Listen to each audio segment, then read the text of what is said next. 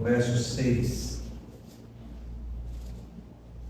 Quero pedir aos irmãos que escutem a leitura do texto, que diz assim: nisso exultais, embora no presente, por breve tempo, se necessário, sejais contristados por várias provações. Mais uma vez, nisso exultais, embora no presente, por breve tempo, se necessário, sejais contristados por várias provações. Vamos orar?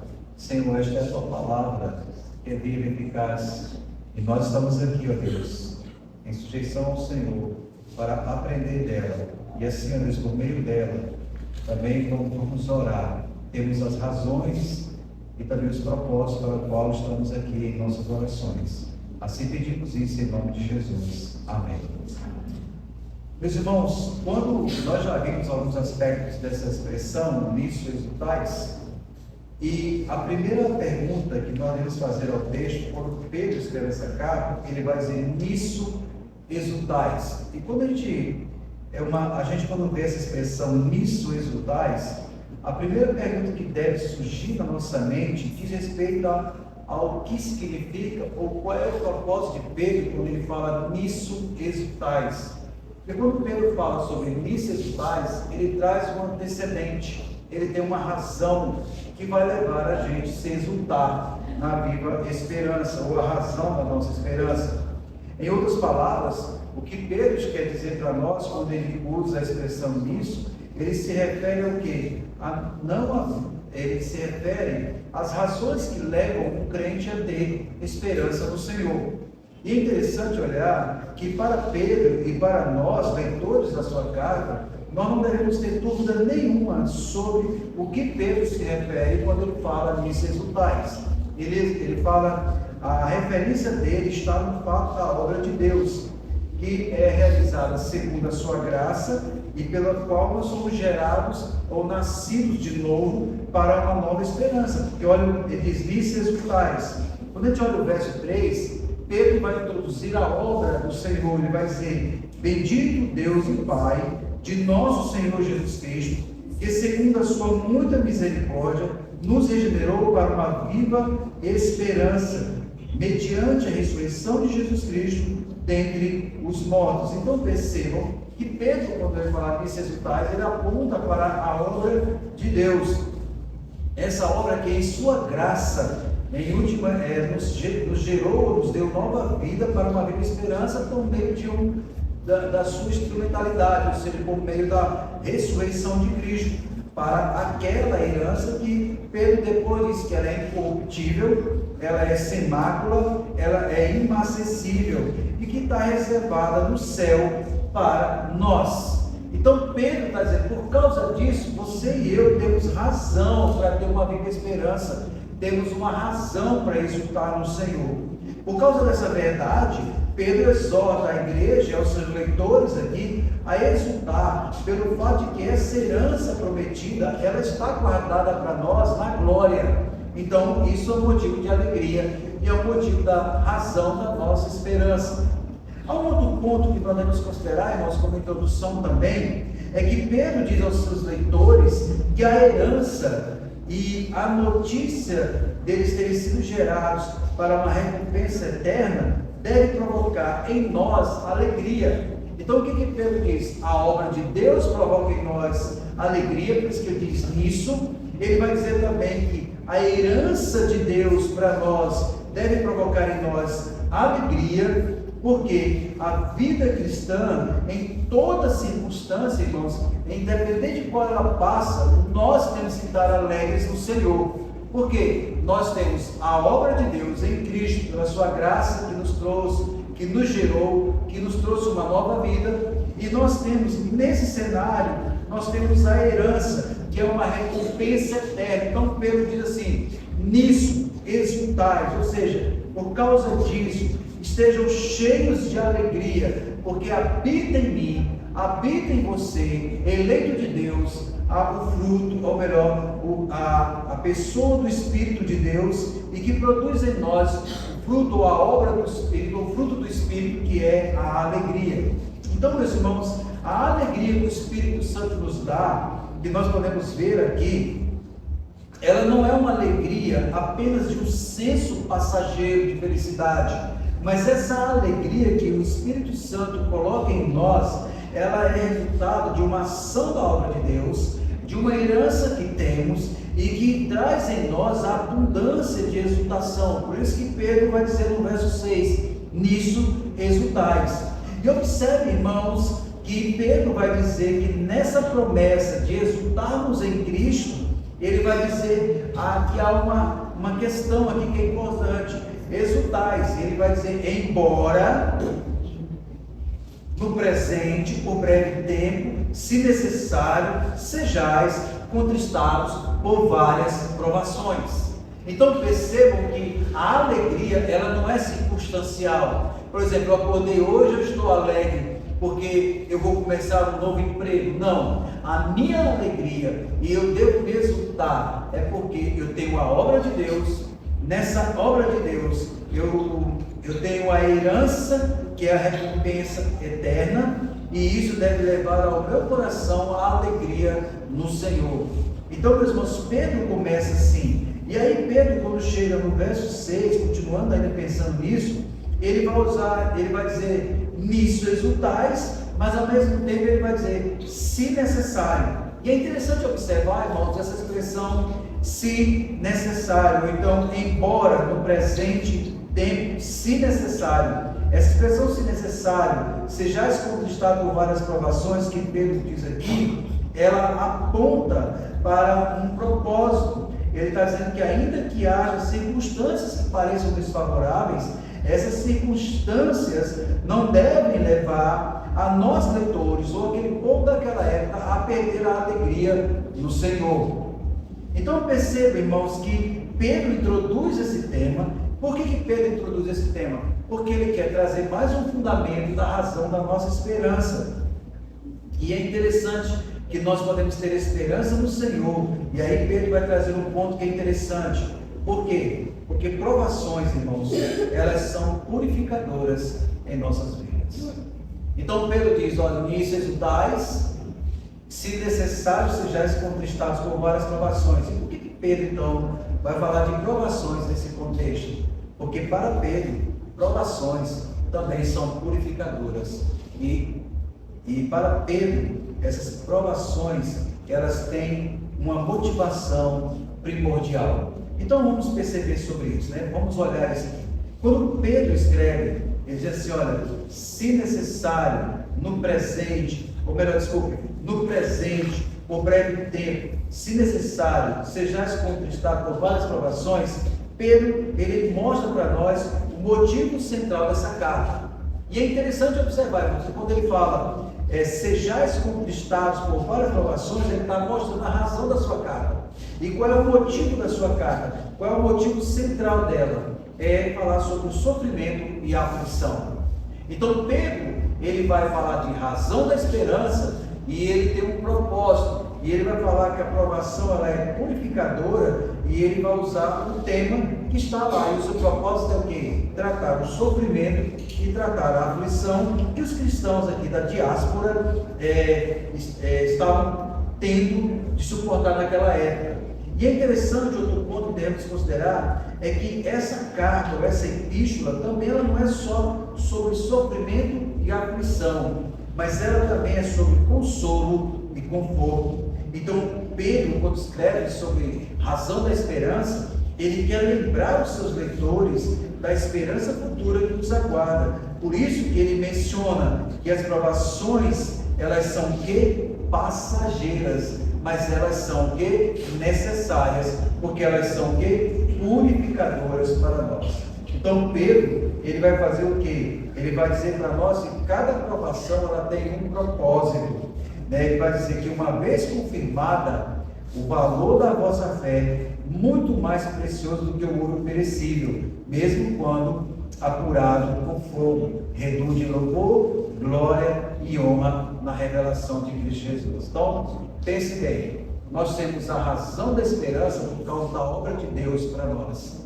Nós temos a razão da esperança porque somos guardados em Cristo. Nós temos a razão da esperança porque temos uma herança em Cristo. E tudo isso se deu na ressurreição. Então Pedro diz, exultai por isso. Mas Pedro não está ausente, irmãos. Pedro não está deixando de perceber que há provações ainda neste mundo. Eu e você passamos por provações. Então ele vai dizer, se embora no presente, ele está falando do tempo atual, por breve tempo, há um limite dessa provação, ela tem tempo, ela é breve, se necessário, sejais contristados por várias provações. Qual é o propósito de ser contristado por várias provações, irmãos? E aí vem a beleza disso. Ela vai o quê? Confirmar o valor da nossa fé. Então, qual é o ponto aqui para nós então? As provações e as aflições, elas não são sem razão. Isso é o que Pedro está dizendo. Continue alegre, exulte no Senhor, porque as aflições e as provações, elas não são sem razões. Há uma cláusula de propósito aqui, ou seja, que a genuidade da fé que eles sentem seja testada. Então, qual é o propósito, né, da aflição? Né? Qual é a cláusula de propósito? É que a genuidade da fé que eles sentem sejam testados. Então, irmãos, os crentes vão passar por provações. Não existe um crente que não passe por provações ou que não passe por lutas. Então, no nível terreno, irmãos, olhando para a nossa perspectiva terrena, as aflições sofridas pelos destinatários desta carta foram causadas por aqueles que da Ásia Menor eram hostis ao Evangelho. Isso é um ponto interessante. Quando a gente olha da perspectiva humana, da perspectiva do momento que estamos vivendo, da perspectiva dos leitores aqui de Pedro, nós vamos perceber que as aflições deles eram causadas por pessoas que eram hostis ao Evangelho, por pessoas que eram hostis a Cristo e, portanto, eram hostis aos cristãos. No sentido real, e aí é interessante olhar esse contraste, no sentido real, os sofrimentos e as aflições deles, eles pareciam ser injustas. Então vamos olhar. Primeira perspectiva, na perspectiva terrena, ou no nível terreno do nosso convívio, as aflições que sofremos são porque pessoas se mostram que hostis ao cristianismo, a Cristo e a nós. Na perspectiva real, nós olhamos o sofrimento de que maneira? De maneira que é injusta, né? Nós somos vítimas de perseguição, então nós temos que olhar muito mais do que isso. Na perspectiva real, os homens são hostis. Na perspectiva, ou melhor, na perspectiva terrena, os homens são hostis. Na perspectiva real, as perseguições, as aflições sempre são injustas. Eu tenho certeza que assim como eu, um dia você já disse assim, é injusto o que eu estou passando. É injusto o que eu estou sofrendo. Porque nós temos, na injustiça, nós sempre olhamos para nós como vítimas da perseguição, como vítimas de uma linguagem mais moderna, que nós gostamos muito de usar, vítimas do sistema. Mas, meus irmãos, nós temos que olhar e enxergar a perseguição, a aflição, o sofrimento, além da dimensão humana. Nós temos que olhar além da dimensão da imediata do sofrimento. Nós temos que olhar para a causa remota ou a causa última do sofrimento. E aí Pedro vai dizer um ponto interessante para nós sobre esse tema, é que essas aflições, em primeiro lugar, elas são impostas aos cristãos por Deus. Talvez você vai se chocar comigo nesta noite. Você vai dizer, não pode. Deus não pode pôr sobre nós aflições. Mas, meus irmãos, é isso que Pedro está dizendo. Essas aflições, elas são impostas aos cristãos por Deus. Deus usa as aflições iníquas causadas pela hostilidade humana para o bem último de seus filhos. Por isso que Pedro diz, olha, se possível, necessário, sejam contristados por várias provações. E por que eu estou dizendo isso, né? Porque, queridos, nessa passagem nós vamos encontrar que a reafirmação da doutrina da providência. Porque Pedro diz para nós que quando passar por várias provações, o que ele vai dizer no verso 7? Olha o propósito dela: confirmar o valor da vossa fé. Então, meus irmãos, a primeira verdade que nós devemos nos exultar é porque essas aflições que vêm sobre nós, elas são colocadas pelo Senhor Deus. E aí vem um ponto interessante, que nós devemos considerar que estamos falando de aflições e provações. Nós não estamos falando de tentação, como o Tiago fala. O Tiago fala que a tentação não vem de Deus, mas as provações sim. Para a gente não cometer um erro. E para não cometer um outro erro, para achar que Deus é autor do pecado. Não. Ele não é autor do pecado.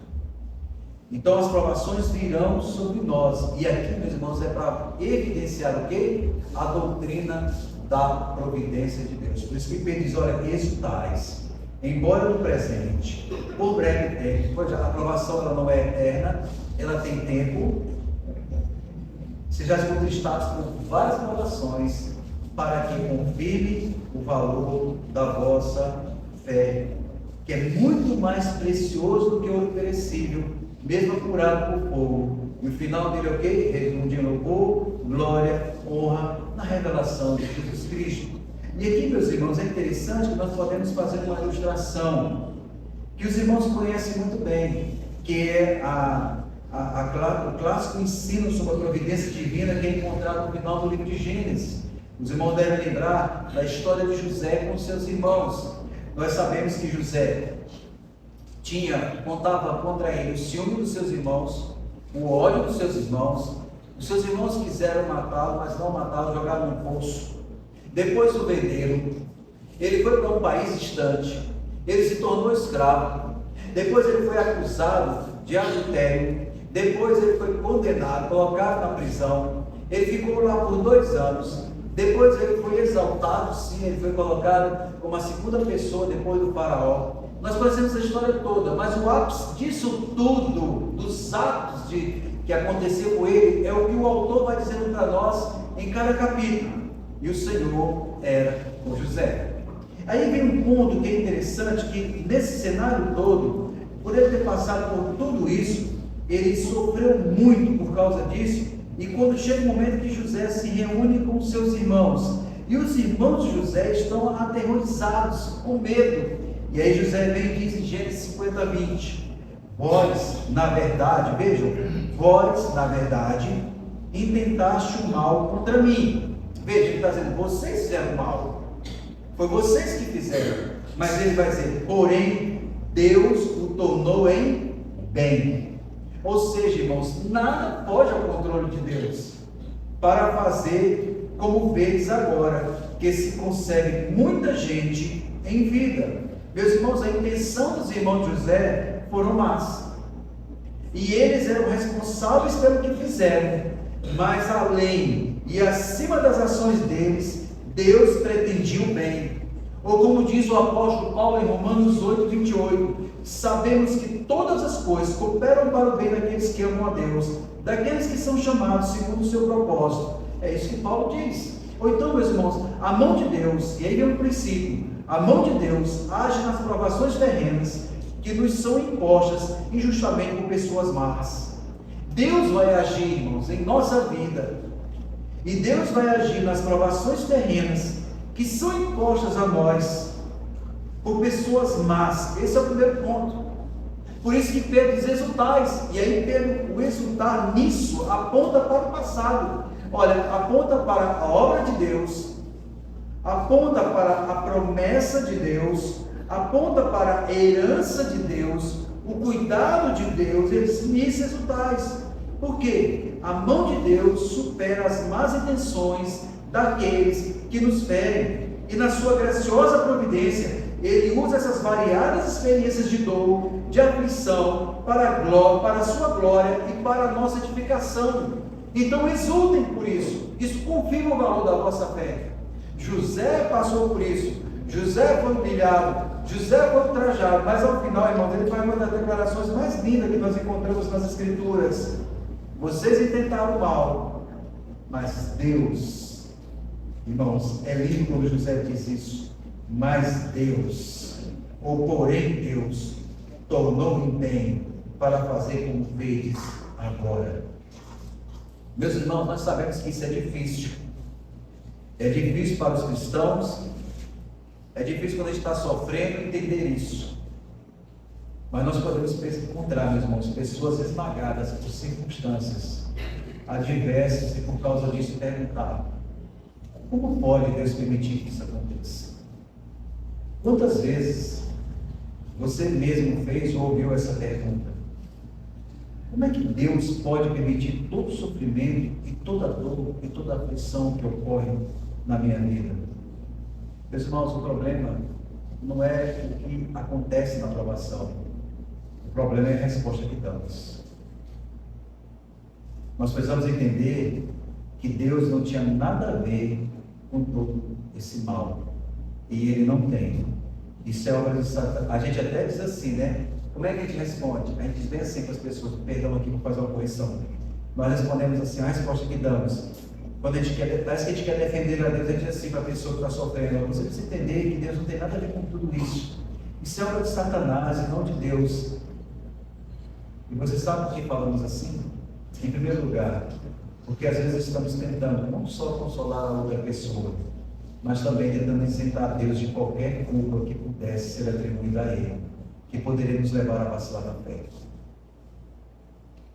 No entanto, irmãos, o que nós temos que entender: se Deus nada tem a ver com a morte ou com as nossas aflições, nós somos as pessoas que mais precisam se lastimar.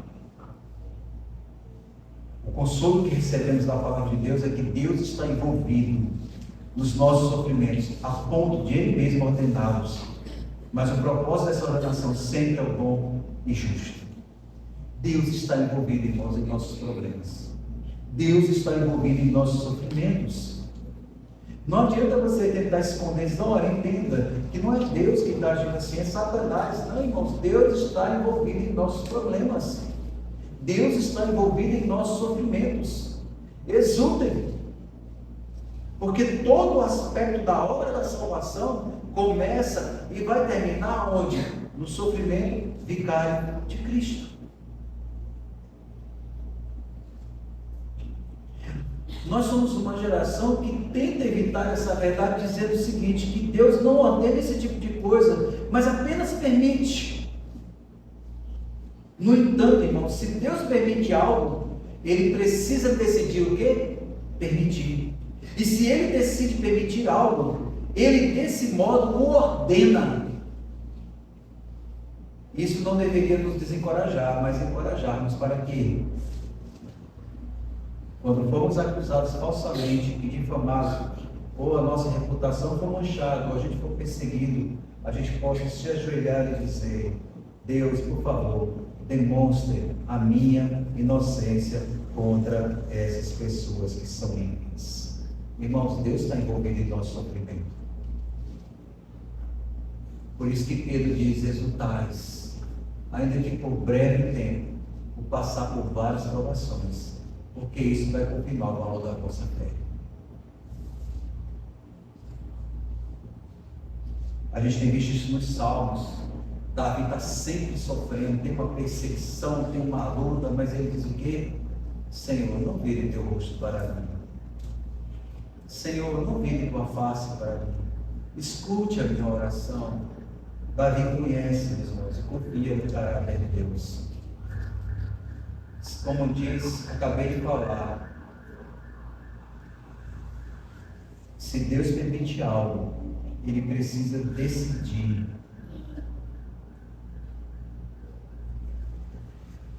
Ele precisa desse modo ordenar. E isso não deve nos desencorajar. Deus tem o controle de todas as coisas. Exultem por isso. A sua obra, o seu cuidado, a maneira como Ele nos trouxe através de Cristo Jesus, nos dá razão para termos uma esperança neste mundo. E que Deus nos abençoe. Em Cristo Jesus.